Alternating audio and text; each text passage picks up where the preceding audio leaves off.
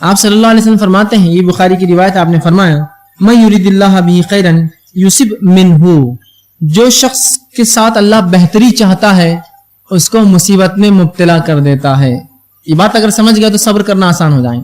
اللہ جس سے محبت کرتا ہے اسے مصیبت میں مبتلا کرتا ہے. لیکن ایک سوال جو انسانوں کو ہمیشہ کھٹکتا ہے وہ کیا ہے معلوم؟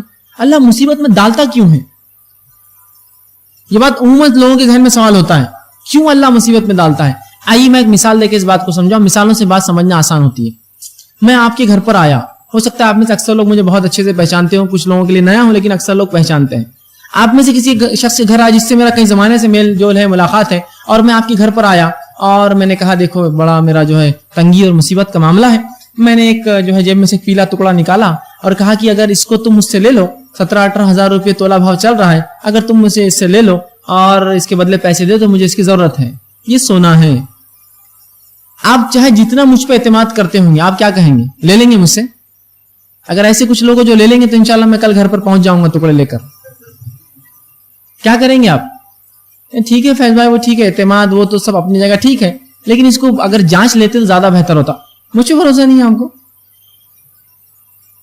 اتنے دن سے آپ مجھے دیکھ رہے پھر بھی اعتماد نہیں. اعتماد تو بالکل آپ اپنی جگہ ہے, لیکن اگر یہ جانچ لے تو اس میں اطمینان ہو جائے گا. نہیں مجھ پہ بھروسہ نہیں ہے کیا آپ کو؟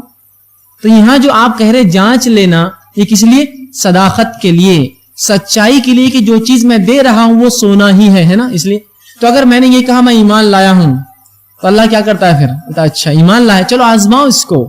اسی لیے ہم دیکھتے ہیں جتنا ایمان انسان کا بلند ہوتا ہے اس کی آزمائش اتنی بڑی ہوتی ہے. افسوس ہماری عقلوں پر کہ جن کو اللہ آزمائش میں ڈالتا ہے, ہم بولتے ہیں ہاں وہ دین پر چل رہے تھے نا, جاؤ پھنسو اب رہو. سبحان اللہ, ارے وہ تو آزمائش ہے اس کی, وہ تو چلا اپنے معاملے میں, اب تو کامیاب ہو رہا اپنے اس کے اندر. اسی لیے تو انبیاء علیہ الصلوۃ والسلام کو سب سے زیادہ تکلیفیں دنیا میں آئیں, اور ان میں بالخصوص اللہ کے رسول صلی اللہ علیہ وسلم کو سب سے زیادہ تکلیف پہنچی.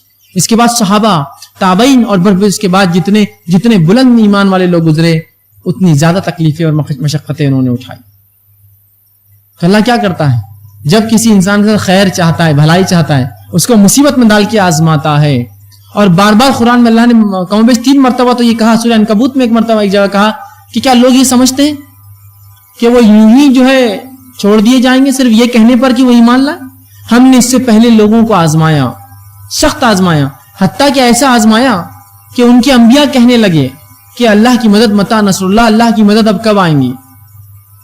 اتنا آزماتا ہے اللہ لوگوں کو جب وہ ایمان کا دعویٰ کرتے ہیں. تو یہاں اللہ کے رسول فرماتے ہیں جب اللہ کسی انسان کو جاننا چاہتا ہے, اس کے ساتھ اچھا خیر کرنا چاہتا ہے, اس کو آزماتا ہے, اس کو مصیبت میں ملوث کرتا ہے تاکہ جانچے یہ اپنے دعوے میں کتنا پکا ہے. میں نے کہا میں اللہ پر ایمان لایا ہوں, چلو اس کو اولاد سے آزما کے دیکھو, مال سے آزما کے دیکھو, اس کے روزی روٹی میں کمی کر کے آزما کے دیکھو, اس کے جسم میں اس کو آزما کے دیکھو. یہ کرتا ہے کہ پورا اترتا ہے کہ اپنے دعوے پر. اور جتنا بلند ایمان, آزمائش اتنی اونچی, یاد رکھیے آزمائش اتنی اونچی.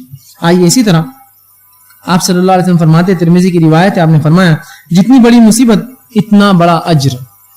اب وہ مصیبت جو دی جا رہی ہے وہ خود اجر بھی دیتی, یہ نہیں کہ صرف مصیبت میں اللہ آزما رہا ہے, بلکہ مصیبت اجر بھی دیتی. جتنی بڑی مصیبت اتنا بڑا ثواب. اللہ تعالیٰ جن لوگوں سے محبت کرتا ہے انہیں آزماتا ہے. جو راضی ہوتا ہے اللہ اس سے راضی ہوتا ہے, اور جو ناراض ہوتا ہے اللہ اس سے ناراض ہو جاتا ہے. جتنی بڑی مصیبت اتنا بڑا اجر.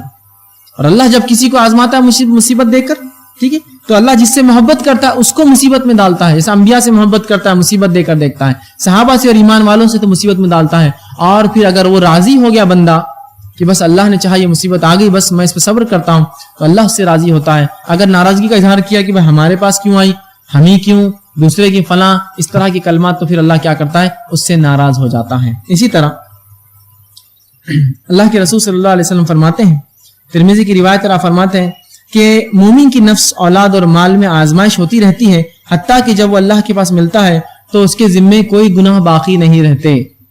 اللہ مومن کو اس کے مال, جان, اولاد سے مسلسل آزماتا رہتا ہے, اور آزمائش کی بدولت اس کو اجر دیتا رہتا ہے, حتیٰ کہ جب اللہ کے پاس مومن جاتا ہے تو اس کے ذمے کوئی گناہ بچتا ہی نہیں ہے, وہ سب آزمائش میں دھل جاتے ہیں. اور یہ بات اللہ کے رسول نے بیان کیا حدیث میں کہ حتیٰ کہ مومن کو کانٹا بھی اگر چبھتا ہے تو اللہ اس کا اسے بدلہ دیتا ہے. بخار کے تعلق سے آپ صلی اللہ علیہ وسلم، جب آدمی بخار میں ملوث ہوتا ہے، بخار میں مبتلا ہوتا ہے، تو اللہ کے رسول صلی اللہ علیہ وسلم نے فرمایا اس کی مثال ایسی ہے، ایک جھاڑ کے پاس آپ گئے اور اس کو ہلایا اور اس کے پتے گرنے لگے، سوکھا جھاڑ تھا، کہ ایسے گناہ جھڑتے ہو شخص کے جو کسی بخار میں ملوث ہوتا، بخار میں مبتلا ہوتا ہے، اس کو بخار آ جاتا ہے، تو اللہ اس کے گناہوں کو اس سے دور کر دیتا ہے۔ تو ہر مصیبت آنے والی کیا ہے، ہمیں اجر دیتی ہے، لیکن ہمیں کیا کرنا ہے، اس پر صبر کرنا ہے، بغیر صبر کی یہ اجر نہیں ملیں گے۔ ٹھیک، اسی طرح